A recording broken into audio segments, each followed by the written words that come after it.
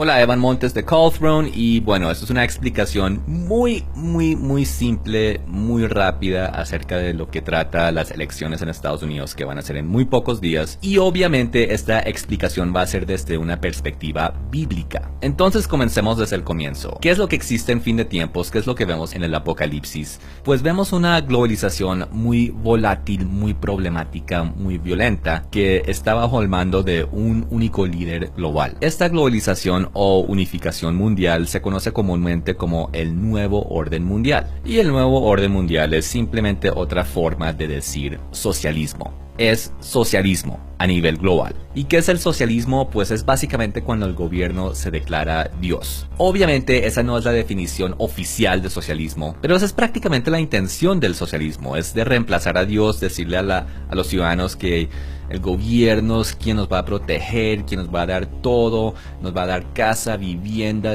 educación, salud, dinero, comida. La idea es crear una dependencia total del pueblo al gobierno, porque dependencia total traduce en poder total. Y a cambio de esta entrega total de los ciudadanos al gobierno, el gobierno promete la utopía. Igualdad, derechos, salud, comida, bienestar, felicidad para todos. Ok, ahora hablemos de Estados Unidos. Estados Unidos desde siempre, su cultura, su tradición, su espíritu ha sido de libertad. Libertad de toda esa dependencia de gobiernos y de monarquías, de toda esa burocracia, de toda esa intrusión e intromisión del gobierno en la vida de la gente. Pero sobre todo, y esto es clave, sobre todo la libertad para adorar al Dios de la Biblia, a Jesucristo. Y así este fundamento que ha tenido Estados Unidos desde sus inicios,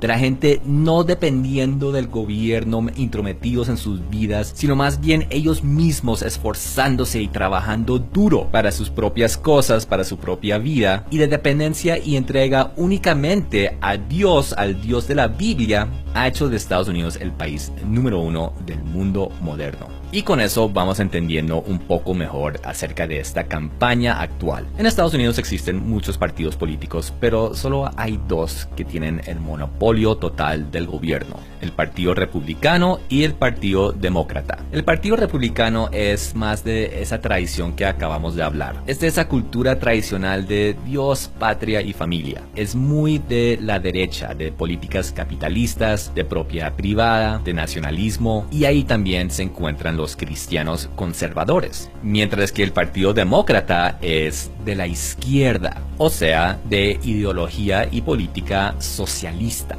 Ahora, en las últimas décadas se ha ido sistemáticamente aboliendo el cristianismo en las mentes y los corazones del pueblo americano. Esto se ha hecho por medios de darle rienda suelta a los deleites y los placeres carnales. Sexo, drogas y rock and roll ha sido la filosofía y el mecanismo que se ha usado para que las nuevas generaciones se alejen lo máximo de Dios y del cristianismo de sus padres. Y gracias a esta corrupción moral de la nación americana, se ha ido sacando a Dios de esta nación y creando espacio para el socialismo. El socialismo no puede existir mientras que Dios esté en una sociedad. El socialismo pretende ser Dios. Por eso es que siempre vemos los líderes de países socialistas deificados. Los pintan como unos seres mágicos que trae felicidad y prosperidad para todo el pueblo. Y con esto se crea un culto a la personalidad.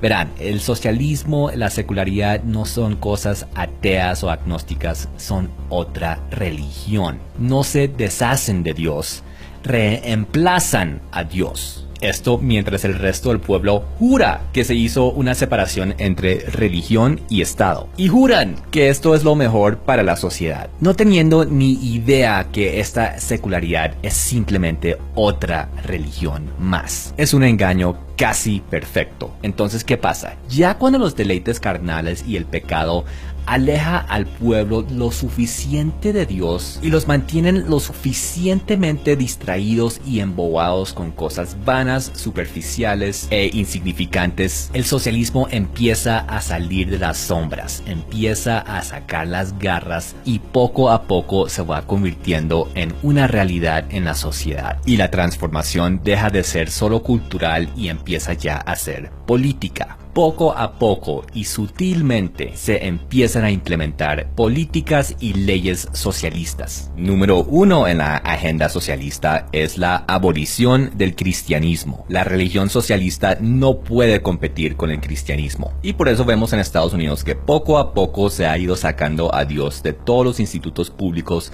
sobre todo en los colegios. El socialismo se enfoca enfáticamente en los niños, asegurando que estén lo más alejados de Dios posible, ya que ellos son el futuro. Segundo en la agenda socialista es la censura. El socialismo sabe lo peligroso que son las ideas y por eso hace todo lo posible para silenciarlas. Pero como la palabra censura sigue siendo tabú en países como Estados Unidos y otras democracias, se disimula esta censura diciendo más bien que hay mucho odio e intolerancia y racismo en la sociedad y hay que pasar leyes que protejan a las minorías o a los oprimidos o a las víctimas de tanto odio e intolerancia y racismo. Y así se va generando una mentalidad y un sentir políticamente correcto, en donde cualquier cosa que usted dice puede ser una potencial ofensa a las mujeres, o a los homosexuales, o a los musulmanes, o a los negros. Cualquier minoría, cualquier grupo que se pueda considerar como oprimido va a ser víctima de su odio e intolerancia si usted no cuida sus palabras y si usted no es de la mentalidad colectiva del gobierno y la sociedad socialista. Y tercero en la agenda socialista es de crear dependencia del pueblo al gobierno. La promesa de todo gobierno socialista siempre es de crear la utopía para el pueblo, cual es básicamente la competencia al paraíso bíblico. Entonces los socialistas empiezan con promesas de salud, de vivienda, de educación, de bienestar, de felicidad, de todo lo que hace el ser humano feliz. El gobierno te lo va a regalar. Y esto comienza a transformar la mentalidad del pueblo americano de una de trabajo duro, de luchar por sus sueños, de esforzarse, a otra de, bueno, el gobierno me lo va a dar, el gobierno me va a regalar esto, el gobierno me va a proveer lo otro, el gobierno va a defender mis derechos, etcétera, etcétera, etcétera. Y bueno, esa es la historia del socialismo. Este socialismo cultural ya se tomó por completo a Europa. Está haciendo grandísimos avances en Latinoamérica y también en Estados Unidos ha sido increíblemente agresivo en los últimos años, sobre todo bajo la presidencia de Barack Obama, un presidente demócrata. Entonces, ¿qué pasa? Mientras que en sitios como en Europa esa toma socialista ha sido muy fácil, sin mucha resistencia, ha sido más problemático en Estados Unidos. Porque el espíritu, la esencia de Estados Unidos siempre ha sido antisocialista, antigobierno grande e intrometido,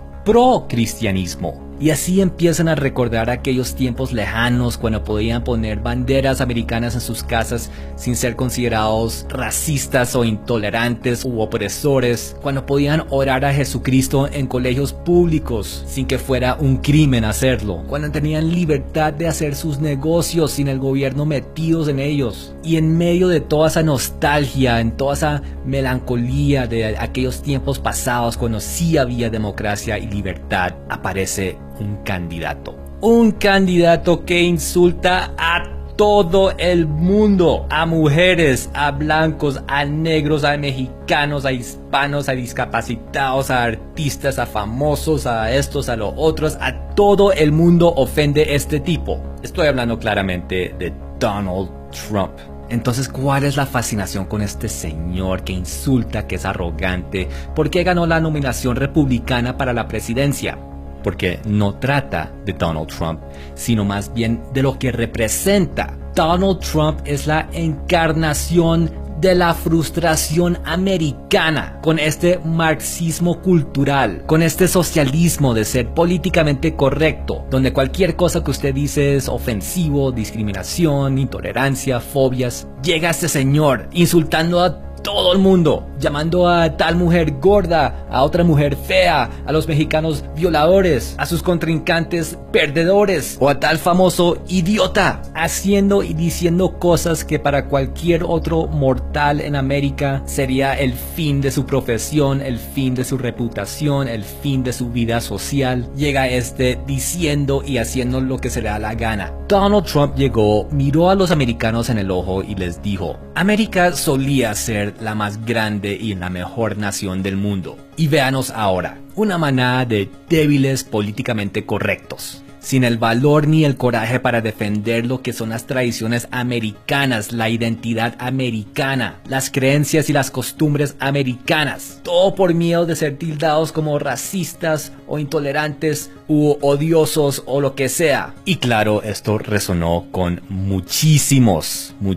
americanos. Entonces, no es que la gente esté apoyando los insultos de Donald Trump o lo que él ha dicho en el pasado. No es eso. Están apoyando a Trump porque están frustradísimos con esta ideología, globalización, socialismo, marxismo cultural, políticamente correcto, que está demostrando ser un absoluto desastre en todos los países donde está llegando. Y saben que va a empeorar el doble si llega Clinton y los demócratas a la Casa Blanca. Entonces, un resumen así muy por encimita. Donald Trump es republicano, es un hombre de negocios, es un patriota que se enorgullece de ser americano. Tiene su propio dinero, así que no puede ser controlado por empresas o corporaciones o otros grupos con intereses. Nadie lo está manejando como suele ser con los políticos. Tiene en su contra de que es muy arrogante, causa mucha división, tiene una boca muy grande, insulta muchísimo. Ya está cambiando, él tiene asesores que le están diciendo que cambie esa actitud tan prepotente y agresiva y tan fea que tiene. Pero puede que sea muy tarde porque tiene toda una vida de esa actitud. Y ya hay mucho daño que ha hecho. También tiene en su contra que el 90% de los medios masivos son liberales y así lo atacan constantemente, lo hacen quedar como lo más racista, intolerante, machista, tirano, odioso que existe en este mundo. Pero por otro lado, el pueblo americano ya no confía en los medios masivos. Hoy día los medios masivos tienen la reputación y la credibilidad más baja que jamás han tenido con el pueblo norteamericano. Clinton es del Partido Demócrata, un partido que representa y lucha por todo lo que es anti-Dios, anti-Biblia, anti-Cristo. Ella apoya y promociona el aborto, el feminismo, el homosexualismo, el transgenerismo. Está en contra de la protección religiosa para los cristianos. Ella es completamente pro-globalización y está plagada de escándalos, de acusaciones, de investigaciones acerca de corrupción, de mentiras, de escándalos, a tal punto que se dice que estas elecciones han sido las más corruptas y las más escandalosas que jamás ha existido en la historia de Estados Unidos. Entonces, Donald Trump no es político, ni tiene experiencia política, ni es diplomático, ni siquiera tiene políticas bien definidas y concretas acerca de lo que va a hacer en presidencia. Entonces, ¿cómo fue que ganó la nominación republicana para la presidencia? Pues es porque la gente no lo ve como un político, sino como una especie de superhéroe de cómics, el cual tiene algún tipo de superpoderes contra la ideología políticamente correcta, cual no lo destruye, sino lo hace más fuerte. Puede insultar mujeres o mexicanos o políticos o famosos y eso no lo destruye sino lo hace más popular, el cual habla de hacer América grande otra vez.